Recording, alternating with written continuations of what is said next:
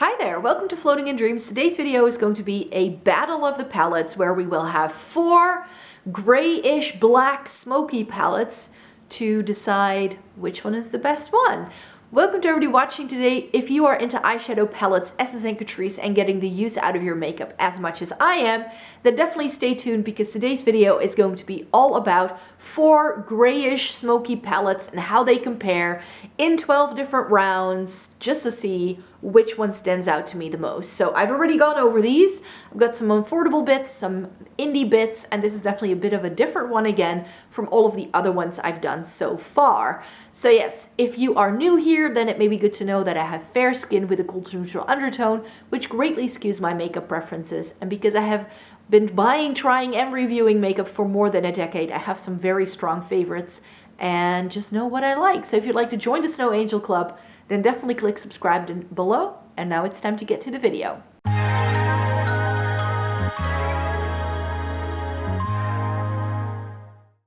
So what are the 4 palettes we're going to be chatting about today? In the red corner, we're having Colourpops. Mine is still called the Smoke Show, but this is now called Blowing Smoke. In the green corner, we are going to be putting Sigil inspired Perky Lavender Chincilla. I'm just going to call it the Chincilla palette from now on. Then we'll have Kaleidos Black Jasmine over in the yellow corner. And in the blue corner, we will have Makeup by Lisa's Raven's Castle palette. The reason I wanted to do this particular comparison is because I think that if you have one black and gray palette, you don't really need any more because it's black and gray, so what else are you gonna need? I almost caved and bought the Natasha Denona Xenon palette just so I could put it in a comparison like this. But I was like, I can already compare these and I will be good to go. So I don't need that necessarily. Plus it only has 1 shimmer, 4 mattes. So I felt it wasn't going to add anything to my collection. So that's why I don't own that, even though I feel it would be perhaps more perfect than some of the things I'm showing you today. I'm very well aware, but this is what I have going on in my collection personally. And I hope that my thoughts on all of these different rounds is going to be helpful. So yeah, if you haven't seen this video before, I have been doing this series where once a month where I have 12 rounds like a boxing match to really compare and contrast these 4 eyeshadow palettes based more so on metrics than personal preferences, you could say, even though of course I'm going to be awarding points in every single round based on my personal preferences. You can give points along yourself so that maybe you have a different favorite, and I hope that these thoughts can help you take decisions on what eyeshadow palettes may be perfect for you personally. So yes, let's get down to round number 1, which is price point. Now the Colourpop retails for 14 euros at full retail price. I'm not calculating in the fact that you may have to pay for shipping and handling fees because that will greatly differ depending on where you live, which is why this one, of course, can be much more expensive if you're in the EU, for instance, but that's the retail value of it. Then the Perky Chincilla palette is 31 euros. The Kaleidos Black Jasmine is 22. And the Lisa Raven's Castle is 23 euros. So here, just because it is theoretically the most affordable one, I'm going to go with the Colourpop because it is the cheapest of the 4. Now we also need to talk about availability. So this is round number 2, and all of these palettes can only be bought through the official websites of the brand. So Colourpop, only available through the official website for most people. Of course, if you're in the US, you might be able to get some Colourpop through other places, but it's not available to anybody else otherwise. So the official website, also because this is an older palette and not a new release, this may no longer be available at other retailers. If you would like to buy this one particularly, your best bet is the official Colourpop website. Now, Sigil Inspired is a Russian indie brand, and of course Russia has been hit with sanctions, so they are currently not shipping anywhere but Russia, I believe. The brand has also been taken off of Etsy, which is where I personally bought this palette way before anything happened. I have not heard anything where the brand stands regarding the conflict, which is why I want to come on here and point that out, because when I showed this palette from Sigil Inspired in in a review. Some people got angry with me because it is a Russian indie brand, but I mean, I don't know where the owner of this brand stands regarding Russia and what's going on in Ukraine, but I just have to mention it here because I know some people will be upset with me for showing a Russian brand and sort of like promoting something Russian, but I think that's a very negative thing to do. I mean, it's makeup at the end of the day. It's makeup I own. It's makeup I bought way before there was even a war going on. It took almost 3 to 4 months for it to get to me as well. So that's another thing that you do need to bear in mind before you come on here and just be a bit more mindful. But yeah, I just want to compare the palette as is based on the product and not like the politics behind it. Then the Kaleidos brand is also only available through their official website. They are an American brand, but they ship straight out of China. So that may be good to know as well here. I have not been hit with massive shipping and handling fees with Kaleidos. It is a little bit more expensive than some places, but I feel that it's still quite manageable, and that has to do with the fact that it is shipped from China rather than the US. And then finally, the Makeup by Lisa brand is another indie brand. They are based in the UK. It's shipped right from the Isle of Wight. So depending on where you live, again, it may be more expensive. It may not be that expensive.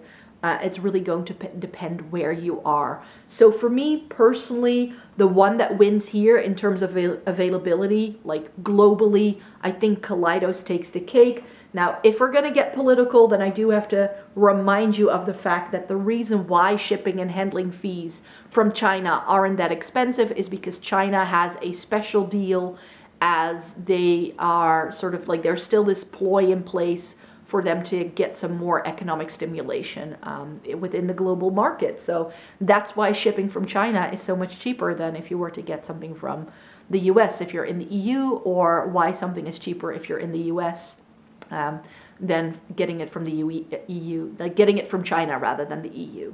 It has to do with politics, yeah? So that's why Kaleidos, I think, is, you know, the easiest, like, globally available of all of these options here. Round number 3, we need to talk about the amount of product we get. And this took some digging around because I couldn't find it on the packaging for all of these, so I definitely had to like scour the internet to find it out. The Colourpop one only comes with 8.1 grams of product. So even though it's the cheapest, it's also one of the fewest like amounts per pan that you're getting. Then the Sigil Inspired is actually 12 grams, so we'll see in a minute how many pans there are, but that means you get 2 grams in each pan. Then Kaleidos has close to 5 grams of product within 4 pans. And then the Makeup by Lisa has 13.5 grams. So if we're just looking at amount of product, then the Makeup by Lisa, the blue corner, wins here because it's the most amount of product in any of these palettes. But then we need to talk about the amount of pans we're getting, so grams per pan. The Colourpop has 9 pans and just under 9 grams of product, which means there's less than a gram in each pan. Sigil Inspired has 12 grams of product and 6 pans in total, which means you're getting 2 grams in each pan, which is the most of anything here. The Kaleidos has 4 pans and just under 5, so that's just over a gram of product in each one. And then in the Makeup by Lisa, we also get more than 1 gram in each pan, because there are 9 pans in that palette. But for me here, the Sigil Inspired has to win because you do get the most amount of product in each pan. I do have to say though that the Sigil Inspired palettes, when this launched, it was available in a mini size and a full size, and I did get the full size because I just didn't want to faff around with like coin-sized pans. These are standard 26 millimeter pans, which is quite standard, but you do get quite a lot there. Then round number 5 is the actual packaging. For that, I'm going to hold it up. So the Colourpop is plastic packaging with a snap closure. We get a mirror, and Colourpop palettes are magnetic, so you can take out the pans. And if you're familiar with what this color story looks like originally, you'll see that I have popped out one of the shades because I didn't like the color story, but we'll get to that in a minute. The Sigil Inspired, we have some really skinny, Really pretty packaging, but it's very difficult to clean, and the magnet is really, really strong, and 2 of my shades got shattered in the mail. Probably because it also took some time to get here, and you can't clean this. Like, it's a dusty mess ever since I got it, and I've tried to clean it several times. It won't come off. So that's why, even though the packaging looks really pretty, I'm knocking it off a point because it's not entirely secure and safe. If you drop this, your shadows are going to break. So in terms of making sure that your shadows are protected, it's not the best. Then we have the Kaleidos, which comes in this like squishy, compact with the pans. We get a mirror. I don't believe these are magnetic. Correct me if I'm wrong. I haven't tried taking these out. So that is a bit of a But in terms of packaging, I feel this is quite possibly the sturdiest. And because you get this cushiony bit at the top, you do get a little bit more, like if this were to fall, it doesn't just shatter all everywhere. That being said, it is unnecessarily bulky, I find, especially because of the logo that's like stenciled at the top. It just makes it a little like difficult to store as well. Then the Makeup by Lisa, it's cardboard. We get a mirror. These aren't removable or anything. It's quite slim, pretty easy to manage, so I like that. But the Colourpop is gonna win here. The red corner gets the point because I always appreciate a removable pan. So round 6 is the level of pigmentation that these has. I think that Colourpop eyeshadow has pretty good pigmentation. It's not overly pigmented, but it's just pigmented enough. It's quite buildable. So for that, I think it's well enough done. The Sigil inspired palette has great pigmentation. Like, it's some of the best pigmentation I've come across. But the shadows are also very soft, which is going to knock down some points for this towards the end of this video for sure. I think the Kaleidos is perhaps, in terms of pigmentation, the most intense. Like, if you're looking for boom pigment, I think the Kaleidos one is going to serve most people's needs there. But it's not that pigmented that you can no longer work with it, which is, especially with these like dark black shades, always a feat, I find. And then the Makeup by Lisa does have some sheer shades, like that feel more like toppers. They are nice, but I feel that in terms of pigmentation, it is a bit more sheer than some of the other things I'm talking about here. So for me, the point here goes to the yellow corner, to Kaleidos, because in terms of pigmentation, they very much just ace it. So I already sort of touched upon textures and finishes, so round 7 is going to be about that. The Colourpop shadows, especially because this is one of the first ones they launched, there isn't that much in terms of like just mattes and shimmers. There is a sequin shade, but I've never liked those. So for me, I'm just going to see it as mattes and shimmers, which is a bit boring by now. It's a bit standard. The Sigil inspired has mainly satiny shimmers, so nothing is overly metallic. There are some mattes there as well, but I would have liked there to be a bit more interest in terms of the textures and finishes we got. Then the Kaleidos has mattes and one very intense sparkly shimmer that gives you the texture you need. But I think in terms of a good range of textures, the Makeup by Lisa is perhaps the best. We get some mattes, but everything else has a level of shimmer to it, and we do get different levels of shimmer within the different shimmer shades. So I always appreciate that, which is why the blue corner gets the point. And that brings me to round number 8, the amount of mattes to shimmer that we get, like the ratio between them. In the Colourpop, as I already mentioned, 4 mattes, 4 shimmers, and 1 sequin shade. But I use sequin shades as a matte, so that's why I feel that this has more mattes than shimmers, and that's why I decided to not award the point there. The Sigil inspired has a 50-50 split, which is nice. The Kaleidos has 3 mattes and 1 shimmer. You know me, I love a shimmer over a matte, which is why, again, the blue corner, the Makeup by Lisa palette, gets the point here, because this has 3 mattes and 6 shimmers. Talk color story. So I already alluded to the fact that my Colourpop color story is no longer the original color story, and I keep forgetting that I actually repressed a shimmer from a V Cosmetics palette that I used to own instead of the sequin shade. So I no longer have the sequin shade, and this used to be a matte white, which I thought was boring. So I had the Colourpop, it was a shade from the Blue Moon. I think it's called Mary Jane. I decided to pop it in here just to add some interest. And then I just kept like the other like 3 mattes. Again, this is a sequin shade that I use as a matte, and the 3 shimmers. That's still intact. And then I just kept the, like I repressed the very nice shimmering metallic black that was in the V Cosmetics grimoire in here. So yes, this color story was not perfect for me. I decided to rearrange it, which is what I appreciate about my Colourpop palettes for sure. I haven't really used this since I reorganized it, so this is another candidate for me to rope it into a Shop My Stash at some point so I can test it out and that I've rearranged it. The Sigil Inspired is not only fragile, so I can't really tip it down too far, so I hope you can see this, but it's quite gray heavy. And then we get these like periwinkle purples towards the bottom. It's really pretty. It's very soft, very pretty shades. I feel very good when I wear this, but because this is so fragile, I just don't use it as much as I should. The Kaleidos has some really nice intense shade. We get a nice enough black, we get a gray, we get something to blend it out with, and then this really intense shimmer. It's really, really pretty, but I do think that the best color story is the Makeup by Lisa. The only thing I wish here is that instead of this matte white, we got a matte purple to go with this, because here again, and this is why I've grouped these 4 palettes together, is because this is like the Chincilla palette on on steroids, I feel, because we get some more sparkly things here. We get a black that is black enough. It doesn't look that black in the pan, but it performs quite well. But yeah, I wish that we just got another matte here to tie some of these shades together rather than a boring white. So that's the only issue I have here, but the blue palette is going to get the point. And then we need to discuss blendability. So I've already touched upon it a little bit. The Colourpop formula is good, but it can be a little bit inconsistent in terms of formula, especially when they do deeper shades. It can be a little bit patchy sometimes and create fallout, but we'll get to fallout in a minute. But that's why that one I feel doesn't really go.